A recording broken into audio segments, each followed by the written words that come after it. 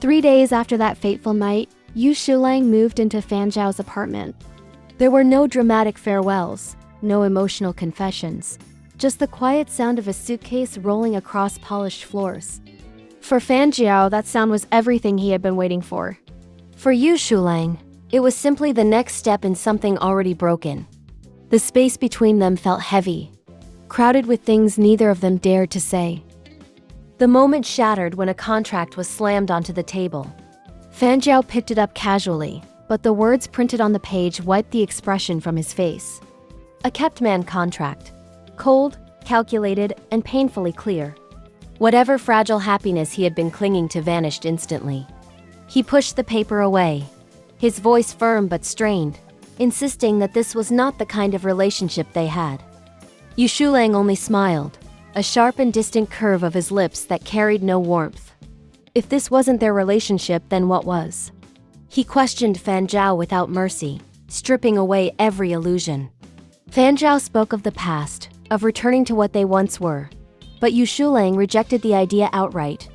The past was something he wanted erased, not revisited. Exhaustion finally claimed Fan Zhao. He collapsed onto the sofa, burying his face in his hands, admitting that ShuLang could hurt him however he wanted. Just not like this. Not in a way that destroyed his own dignity. But ShuLang was calm, almost indifferent. To him, this was not degradation. It was clarity. He wanted everything between them measured, named, and stripped of ambiguity. Cornered by guilt and longing, Fan Zhao agreed to sign. He even offered to reverse the terms, to place himself in a submissive role if that would make things easier. He didn't ask for money or luxury. Just something painfully ordinary: home-cooked meals, shared space, a shadow of domestic life. For him, that was enough. But ShuLang set the rules with ruthless honesty. Control would belong to him. Fan Zhao accepted without hesitation, signing his name slowly, seriously, as if sealing a fate he had already chosen. Smoke curled through the room, marking the end of equality between them. From that moment on, tenderness was replaced with commands, and silence did most of the talking. Fan Zhao obeyed everything. He knelt, waited, followed instructions without complaint. Even in submission, he carried the dangerous presence of someone who had once ruled every room he entered. ShuLang watched him like an object, searching for satisfaction, yet finding only emptiness. Familiarity had turned into irritation. Love had soured into something sharp and difficult to look at. A grotesque mask was placed over Fan Zhao's face, hiding the man ShuLang once adored.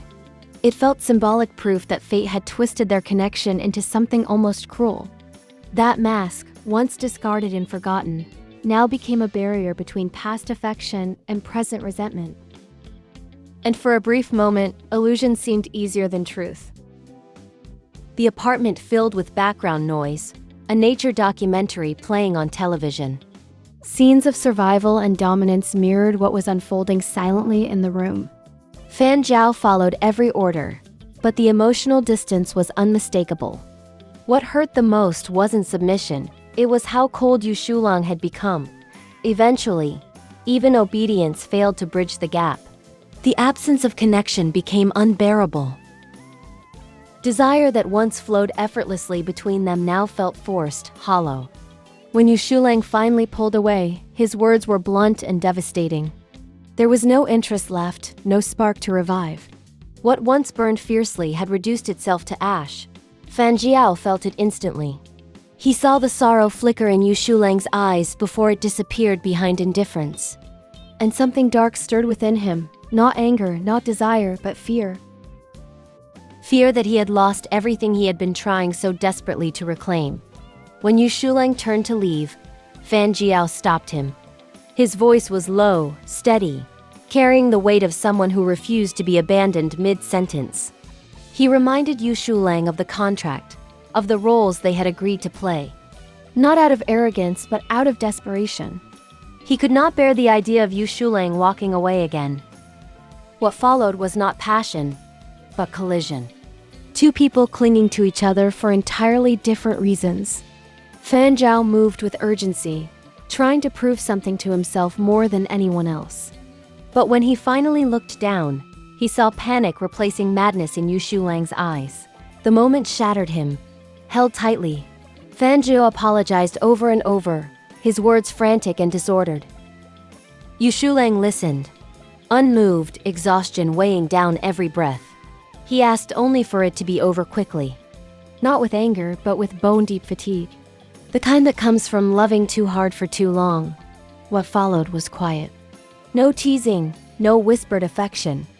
Just two bodies going through the motions, disconnected despite the closeness. ShuLang stared blankly ahead, letting things happen, his heart somewhere far away. Fanjiu tried desperately to draw out a response, relying on memories his body still remembered even if his mind begged him to stop. And finally, ShuLang reacted not with pleasure, but with tears he couldn't control. One single tear slid silently into his hairline, carrying everything he refused to say out loud. That realization did not bring relief. It only made the silence heavier.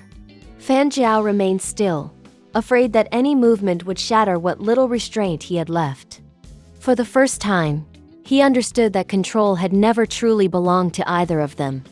Love had already slipped beyond reach, leaving only instinct and regret behind. ShuLang turned his face away, staring into the darkness as if searching for something long lost. He felt emptied out, as though every emotion had been wrung from him and discarded. What hurt the most was not the act itself, but the certainty that nothing they did tonight would fix what had already been broken. Some damage could not be undone by closeness. Fanjiu watched him quietly, the weight of guilt pressing down on his chest, until it became hard to breathe.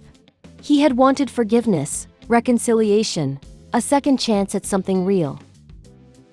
Instead, he was confronted with the truth that forcing someone to stay only deepened the fracture.